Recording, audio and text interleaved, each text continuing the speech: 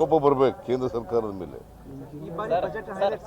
ನಿಮ್ ಜಿಲ್ಲೆ project sir ಈಶ್ವರಪ್ಪನವರು ದೇಶ ವಿಭಜನೆ ಮಾಡೋ ಹೇಳಿಕೆಯನ್ನು ಕೊಡೋರ್ನ ನಾನು ಹೇಳಿದ ಬರೀ ಮೊದಲು ಇದನ್ನ ಅಂತಂದ್ರೆ ಈಶ್ವರಪ್ಪನ ಕೊಟ್ಟದ ಆಲೆ ಕೊಲ್ಬೇಕು ಅನ್ನೋ ಗುಂಡಿಕ್ಕಿ ಕೊಲ್ಬೇಕು ಅಂತ ಕಾನೂನು ಜಾರಿ ಮಾಡಬೇಕು ಅಂತ ಈಶ್ವರಪ್ಪನವ್ರಿಗೆ ಕಡಿ ಬಡಿ ತರಿ ಇದು ಬಿಟ್ಟು ಇನ್ನೇನು ಭಾಷೆ ಗೊತ್ತೇ ಇಲ್ಲ. ಅವ್ರ ಮೇಲೆ ಕ್ರಮ ತಗೋತೀವಿ. Sir IPS officer Pratap Reddy ಅವರು ಸರ್ ರಾಜೀನಾಮೆಗೆ ಮುಂದಾಗಿದ್ದಾರೆ ಸರ್. ಕಡಿ ಬಡಿ ಕೊಲ್ಲು ಕತ್ತರಿಸು ಈ ಭಾಷೆ ಬಿಟ್ಟರೆ ಇನ್ನೇನು ಬರ್ತದೆ ಬಿಜೆಪಿ ಅವರಿಗೆ. ಬಿಕಾಸ್ ನನಗೆ RSS ನಲ್ಲಿ ಟ್ರೈನಿಂಗ್ ಆಗಿದೆ ಅಂತಾರೆ. ಯಾರು ಇದೇನಾ ಟ್ರೈನಿಂಗ್ ಆಗಿರೋದು? ತರಿ ಕಡಿ ತರಿ ಬಡಿ ಇದೇನಾ?